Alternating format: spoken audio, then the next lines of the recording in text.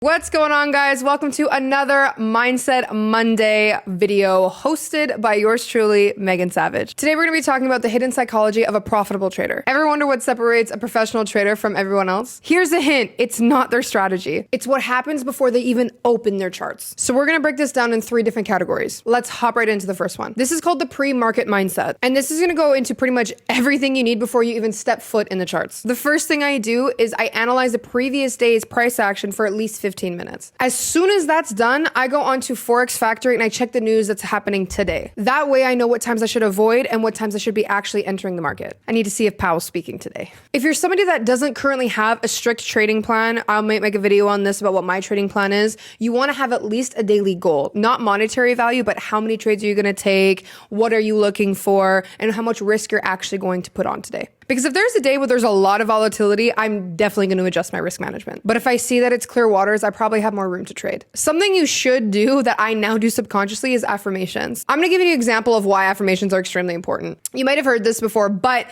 there was an experiment done with 2 plants, okay? These plants had all the same factors. So it was the same type of plant, watered the same amount of sunlight, but the only thing that was different is one plant was being literally hated on. I'm talking about awful things were said to it, screaming at it. It just wasn't having a good day. It was getting beaten up verbally, okay? And then there's this other plant that was only being spoken to softly, positively. You are successful, beautiful, you have tons of money. Like it was literally getting the best treatment possible. Lo and behold, after a couple days, the plant that was being shitted on actually died, like it was dying and rotting. And the other plant that was being spoken to positively was literally flourishing, okay? I'm talking about growing triple the amount that the other plant was. Whether you are spiritual like me or not, how you speak to yourself matters. And especially in the trading space when there's so many other people that are shitting on you, telling you you're not going to make it, that you need to be realistic, whatever they're saying to you, you need to be your biggest cheerleader every single day. Because there's going to be some days that you're in the markets and they are beating you to a pulp and you still need to sit there with a smile on your face and just go through it. So be that person for you that makes you feel good about yourself. You are successful. I am the best man or woman. I know I make so much money. I'm a profitable trader. My trades literally only either give me lessons that I learned from or they give me money. Either work. Like I'm happy, I'm healthy, I'm wealthy, whatever you need to say to yourself, make yourself feel good. On that note, the next thing I do is an emotional check-in because honestly, knowing your emotions before even touching the markets is extremely important. Did I get a good sleep? Am I there mentally today? Am I having a good day? And is there anything stressing me the fuck out? Because that's going to actually show up on the markets. If any of these are not aligned, I'm going to stay on a demo account. Today is just going to be about data collection. And if it's a really bad day, just go take a walk. You don't need to be on the charts every day. After my emotional check-in, I'm looking at my outer space. I'm looking at my environment. Is it clean? Is it free of distractions? Am I, going to be able to lock in because I don't want to clock in? Are my charts set up properly? These are all really important because your preparation to actually trade impacts your performance. Let's move on to the next category, B, which is professional trading habits. You need to approach trading like a business. You need to have set trading hours, know exactly when you start and you finish, know any breaks you're going to take along the way, and do not get FOMO after trading hours, okay? Once you're clocked out, you're done. Go away. I know I talked about your environment being clean, but it's not just about being cleanly, okay? It's about your actual space. You don't want to be trading out of a closet where you can barely breathe. You want to own your own space and be able to actually take trades with the vibes. You want the good vibes going. I want you to treat this as if you are a CEO, okay? What kind of space would you have? You want to set up your setup to win. Next, let's talk about trade journaling. In a prior video, I mentioned that I actually really like to use TradeZella. I'm not an affiliate. I wish I was. Please sponsor me.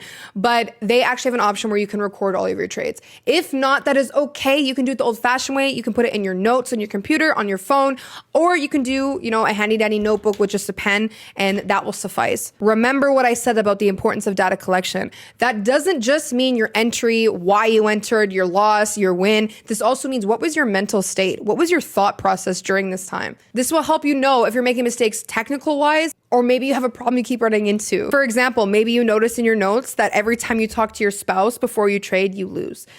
Maybe that's a distraction you can take away. Or maybe you realize from this that you are not actually checking Forex Factory, so you're placing your trades on high impact news. Whatever it is, and I've seen a lot and experienced a lot, you need to just use this data to push you further. After all, your goal is to become a professional. And lastly, if you know me at all, this is something I preach literally on a daily basis, is you have to have solid, tight-knit risk management. You need to know this like the back of your hand. You got to know your position sizing, your daily loss limits, your weekly goals, your monthly goals. Your main priority is to focus on the process, not the profits. Remember, we're professional risk managers. And finally, our last category, which is C, our post-trading success routine. That post-trading clarity. Stop gooning and listen. We're going to talk about something that I like to call the mental reset routine. This is important for closing your trading day, because if you don't set yourself up after trading, you will not be set up for the next day of trading. What you should be doing is cleaning up your workspace after you're done, closing your charts so you're not looking at them once you're off the clock, even log out of the platforms you have. I do mean it. As far as your mental actions go, I really want you to practice gratitude. We just got done talking about the importance of affirmations. Gratitude is literally the highest frequency that you can get besides love. This is why I do things like 72-hour fasts every single month. It's to reset my gratitude. Remember, you're on your way to becoming a profitable trader, meaning that you are going to live the life that you've always wanted. Be grateful that you're even taking those steps to get there. When you can learn to be grateful for things that you don't currently have, that's when you truly win, because you do know that you do have them. You're just catching up in timelines. This will cause you to go through every single day and learn through every single loss and appreciate every single win with the right attitude. Next, learn how to separate your trading from your personal life. If you lose, do not beat up your wife. This also includes your dog, your siblings, anyone.